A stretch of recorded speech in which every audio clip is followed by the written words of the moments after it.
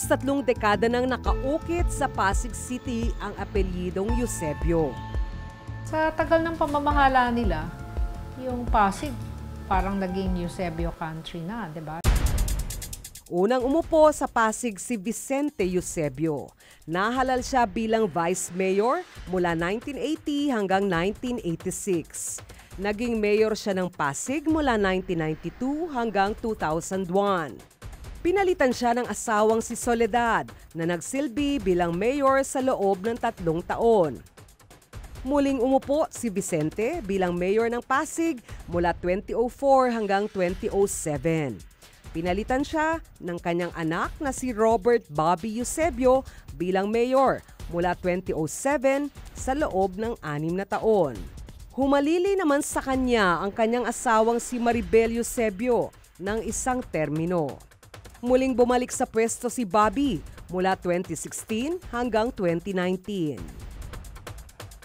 Sa loob ng 27 taon mula sa pamilya Eusebio ang nakaupo sa City Hall ng Pasig.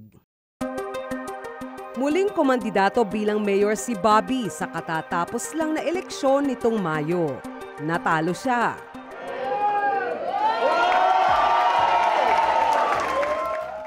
Ang ibinoto ng mga Pasigueño ang baguhan sa politika na si Victor Maria Regis Soto, mas kilala bilang Vico. Siguro mixed emotions. Nandyan yung masaya ako, napanalo. Nandyan rin po yung excitement kasi marami tayong pwedeng gawin. Nandyan din yung gaalala tayo kung magiging smooth ba yung transition. 29 na taong gulang lang si Vico. Una siyang pumasok sa politika nang maupo bilang konsehal ng unang distrito ng Pasig noong 2016. Bago pumasok sa politika, isa po akong NGO worker. Nagtrabaho po ako sa isang samahan na ang pangalan Government Watch. Isa po akong anak, kapatid. Nagtapos ng kursong Political Science sa Ateneo de Manila University si Vico.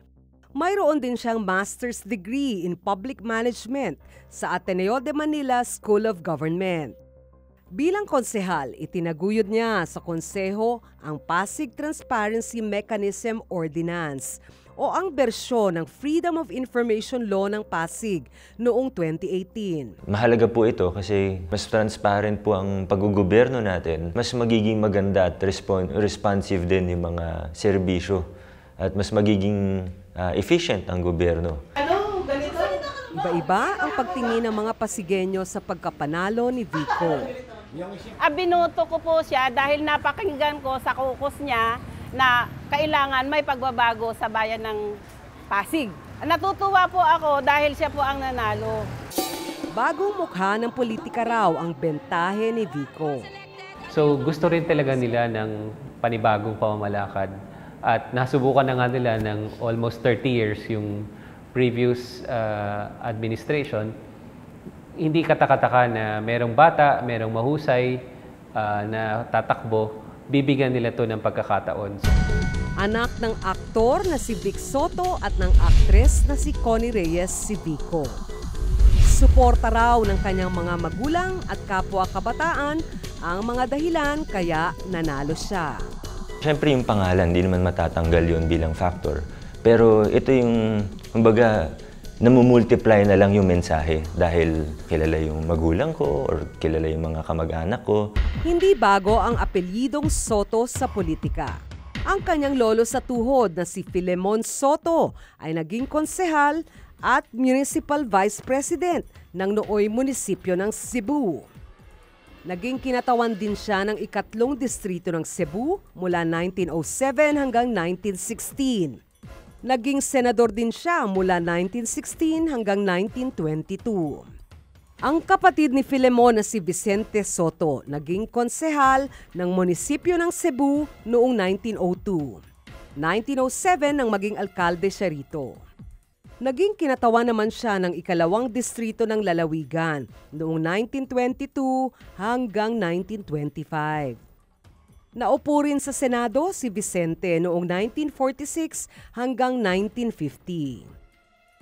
Ang apo ni Vicente na si Vicente Tito Soto III na siyang tiyuhin ni Vico ay naging Vice Mayor ng Quezon City mula 1988 hanggang 1992. 1992 nang maupo siya sa Senado. Matapos ang 2 termino noong 2004, muli siyang tumakbo at nanalo bilang senador noong 2010. Siya ang kasalukuyang Senate President. Ang kapatid naman nitong si Val, naging konsehal din sa 2nd distrito ng Parañaque mula 2004 hanggang 2013. Sumabak din sa politika ang mga pinsan ni Vico. Ang anak ni Val na si Victor Erico Wahoo, konsehal sa Parañaque mula 2013 hanggang sa kasalukuyan. Ang anak naman ni Tito na si Gian, konsehal ng 3rd distrito ng Quezon City mula 2010 hanggang 2019. Nanalo si Gian bilang Vice Mayor nitong Mayo. Ang kapatid ni Gian na si Lala, mula 2013 ay konsehal ng 6 na distrito ng Quezon City at nanalong muli nitong eleksyon. Well, ako lang naman ng Soto sa Pasig. Unrealistic naman po na magagawa ko lahat in 3 years. So kung maganda yung performance ko, edi sana bigyan po ako ng ano. Pero dapat hindi ko iniisip yan sa ngayon eh. Dapat ang iniisip ko lang yung 3 years. Definitely, hanggat ako ang nandito sa Pasig, wala akong ibang immediate family or malalapit na kamag-anak na tatakbo dito. Hindi ako papayag. Siyempre, kailangan naman nating i-acknowledge na siya ay isang Soto at meron siya mga kamag-anak ng makapangyarihan rin. Iniisip lang namin na sana siya ay may iba dahil una muna, siya pa lang naman talaga yung Soto sa Pasig. Right? At pangalawa, iba naman talaga yung brand of politics at brand of management na gusto niyang itulak. Ang isa sa mga magiging pagsusubok para sa kanya ay makumbinsi sana niya yung kanyang malaking pamilya na magkaroon ng mas maayos na legacy, na hindi magsitakbuhan lahat ng sabay-sabay dahil masisira rin nila yung isa't isa. Ayon sa census ng Philippine Statistics Authority o PSA noong 2015, nasa 755,300 ang populasyon ng Pasig City. Halos 10% naman taon-taon ang karaniwang itinataas ng Internal Revenue Allotment o IRA ng Pasig. Ang Pasig ang isa sa pinakamayamang syudad sa bansa ayon sa COA. Aba, nakakalula. Nakita ko nga yung Special Education Fund ni Mayor Vico. Isipin mo, mahigit 1 bilyon. Special Education Fund lang yon. So, yung budget niya, mahigit 8 bilyon. Ang daming pera nun, di ba? Ang dami mong magagawa doon. So, yun yung nagbibigay ng motivation sa mga tao kasi marami sa atin, gusto natin gumawa ng magagandang proyekto, pero wala naman tayong resources. Kung ikaw merong 8 bilyon, kahit ano magagawa mo upang makatulong sa mga mamamayan. Yun nga lang, kung ang gagamitan mo yung makakatulong sa iba at hindi pang sarili. Hindi tanggap ng mga Eusebio ang pagkatalo nila sa nakalipas na eleksyon. Ayon kay Bobby, dinaya raw sila. Wala, natatawa na lang. They're free to do whatever they want. Nasa karapatan naman nila mag-file ng kahit anong kaso. Ang lakas ng sigaw ng taong bayan na gusto ng pagbabago. Tututukan na lang daw ni Vico ang trabaho niya bilang bagong mayor ng Pasig. Kabilang sa Big 5 agenda ni Vico ang pagtutok sa serbisyong pangkalusugan, pagbibigay ng pabahay sa mga Pasigueño, pagkakaroon ng dekalidad na edukasyon, pagsugpo sa katiwalian at ang pagiging bukas sa publiko ng lahat ng transaksyon sa lungsod.